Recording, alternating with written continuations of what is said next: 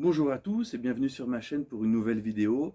Courte vidéo, simplement pour vous annoncer la sortie de Réflexion numéro 4. Donc le magazine fait cette fois-ci 122 pages et pour vous présenter son contenu. Donc pour ceux d'entre vous qui ne sont pas abonnés au magazine, il est possible de s'y abonner.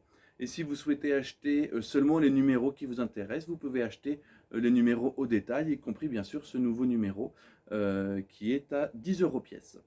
Alors, dans ce numéro 4 de réflexion, trois grandes parties, une partie politique, une partie religion et une partie littérature.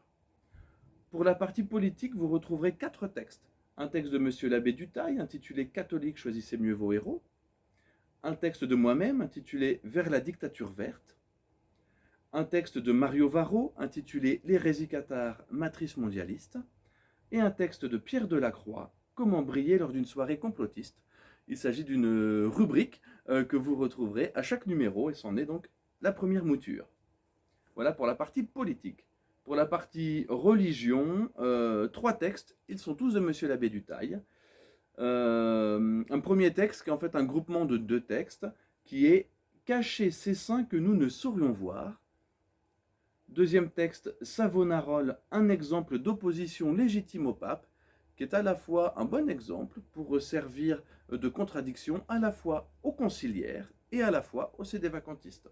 Donc un texte tout catholique, très intéressant, et nous avons d'ailleurs fait de Savonarole l'image de couverture de ce quatrième numéro de réflexion, puisque c'est un personnage qui est souvent mal vu et qui a même donné une expression.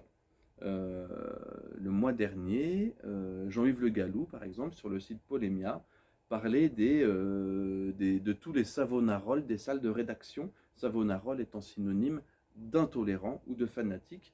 Et il y a aussi dans ce texte une réhabilitation donc de Savonarole, un texte assez court, hein, 3 pages, mais très instructif.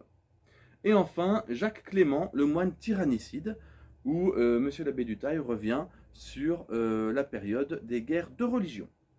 Voilà pour la partie religion. Et enfin, la partie littérature, donc 3 textes. Tout d'abord, le coup de cœur du trimestre, c'est le roman Les Éclats de Bret Easton Ellis, qui a donné lieu à un article donc, que j'ai écrit intitulé Bret Easton Ellis contre les cerbères du politiquement correct. Vous avez ensuite les pages 20 à 30 du journal d'un emmerdé. Vous aviez eu les pages. Vous avez, pardon, les pages 10 à 20 du journal d'un emmerdé. Vous aviez eu les pages 1 à 10 dans le numéro 3. Ce sont des petites chroniques que j'écris en fonction de l'actualité, de ce qui me passe par la tête. Et enfin, vous avez une nouvelle écrite par Pierre Delacroix qui s'appelle Militant et qui conclut donc ce numéro donc, de 122 pages. Donc Militant est la première nouvelle que nous éditons, enfin que nous faisons en tout cas paraître dans le magazine. Nous avons la volonté d'éditer une nouvelle à chaque numéro, si possible, de Pierre Delacroix, de moi-même ou d'autres contributeurs, puisque nous constatons, et nous pensons le faire à juste titre, qu'il manque un peu de littérature de gare ou de littérature détente dans le milieu FAF.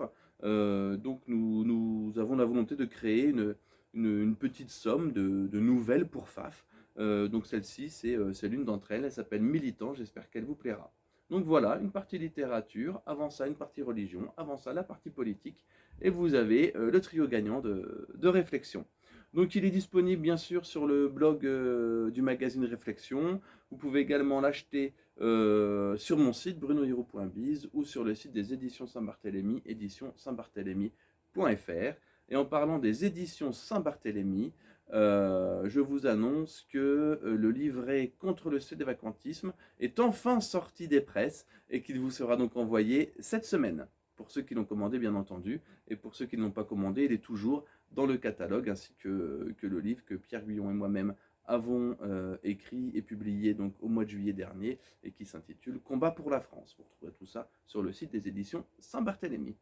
Donc voilà, la fin de la présentation de réflexion numéro 4. J'espère qu'il vous plaira. Attention, pour ceux qui n'étaient abonnés que pour 4 numéros, c'est la fin de l'abonnement. Donc pensez bien à vous réabonner pour les 4 numéros suivants, donc du numéro 5, 6, 7, 8 au numéro 8. Allez, bonne journée à tous, bonne soirée à tous, et à très bientôt.